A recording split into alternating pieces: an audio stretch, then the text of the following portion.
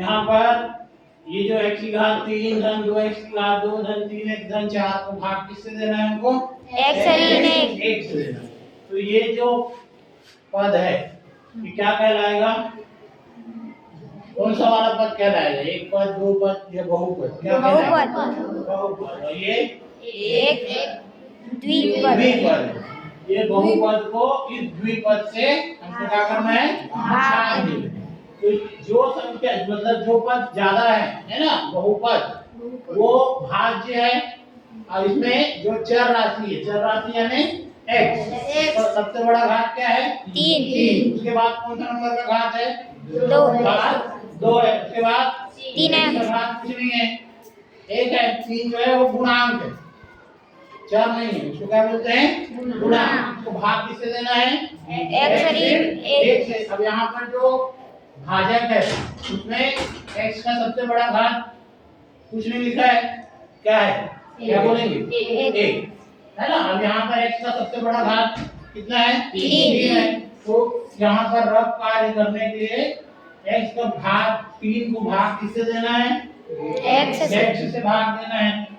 अब मैं बताया था समान आधार वाली संख्याओं को भाग देने पर उनके घात क्या होते हैं? घटते हैं। कितना हो जाएगा बताओ? x की घात 3 में x की घात 2।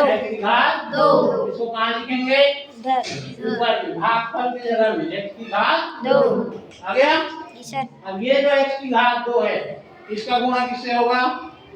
x से। किससे होगा? भाजक से। x की घात 2 का पहला पद कितना है यहाँ पर? x। तो इससे गुणा करेंगे क्या आ जाएगा? x की घात 3। चिन्ह क्या है? यहाँ पर क्या चिन्ह है? x। कुछ नहीं है तो यहाँ पर चिन्ह क्या आएगा? ऋण। x की घात 2 का 1 से गुणा करेंगे तो x की घात 2। अब देखो दोनों के सामने कोई चिन्ह नहीं है, मतलब क्या है? धन है।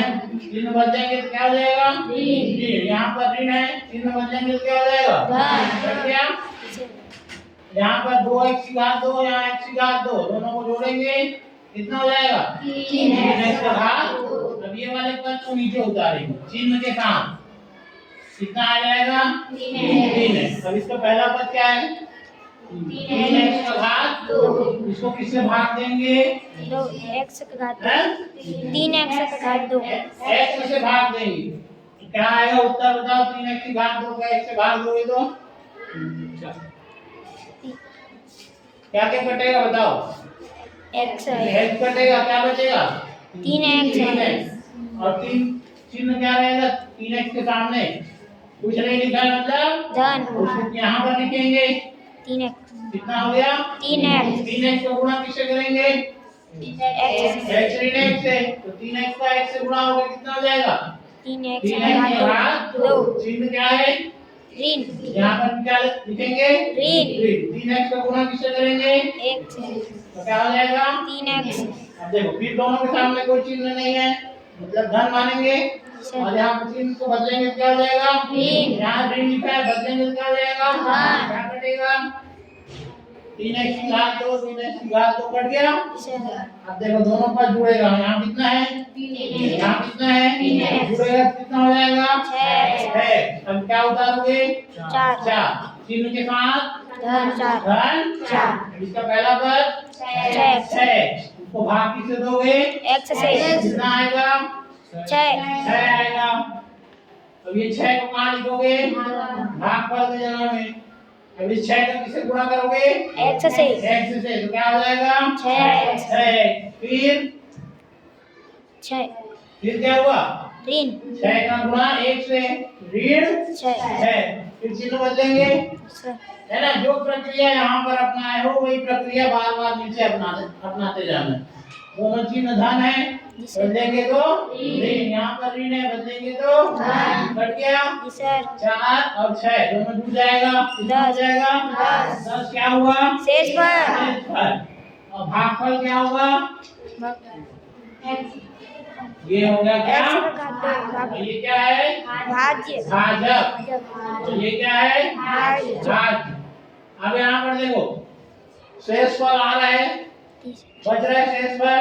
इसका मतलब है कि ये जो भाजक है वो भाज्य का गुणनखंड नहीं है।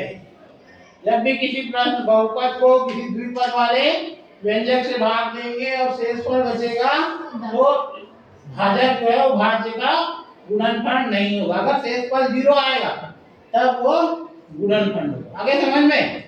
तो इसको अगर सूत्र के रूप में लिखना चाहें तो क्या हो जाएगा?